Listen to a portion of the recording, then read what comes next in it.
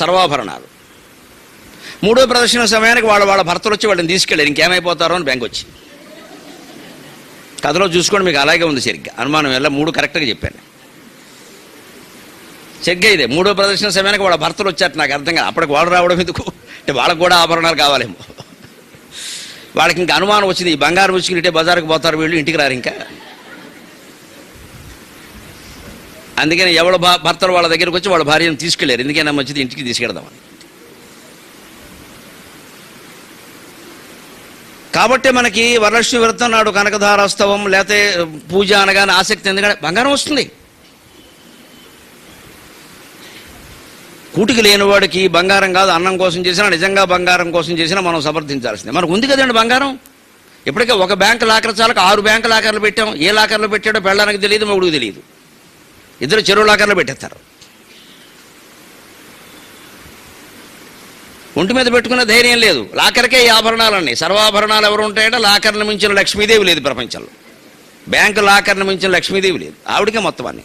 లాకరాయ నమః అసలు పేరు సమర్పయామి, లాకరాయ నమః కంఠాభరణం సమర్పయామి, లాకరాయ నమః మంజీరం సమర్పయామి, లాకరాయ నమః సర్వాభరణాన్ని సమర్పయామి. అన్ని లాకర్లో ఉన్నాయి. పీక మీద ఏమున్నాయి? ఒట్టి మొండితాడు ఒకటి ఉంది ఇక్కడ. ఎందుకంటే ఎవరన్నా పీక కోసేస్తాడేమో అని బెంగ మనకి. నిజంగా మానవ స్వభావం ఎంత కుళ్ళుబుద్ధి అండి మంది.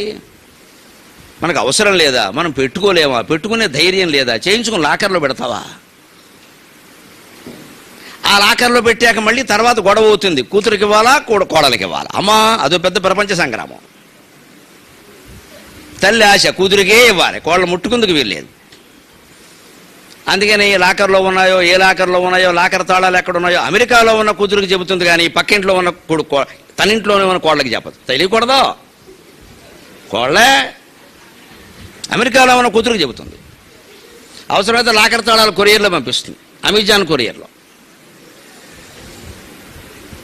చివరికి ఈవిడ పోయే సమయానికి ఆ కూతురు అమెరికా నుంచి రాలేదు. ఈ కోళ్ళ బదులు కూడా పడుకుపోతుంది, గొడవలేదు.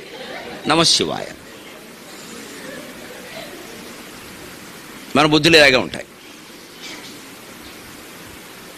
కానీ అదే కథలో గొప్ప ధర్మ సూక్ష్మం ఉంది, గమనించండి. కథలు ఊరికే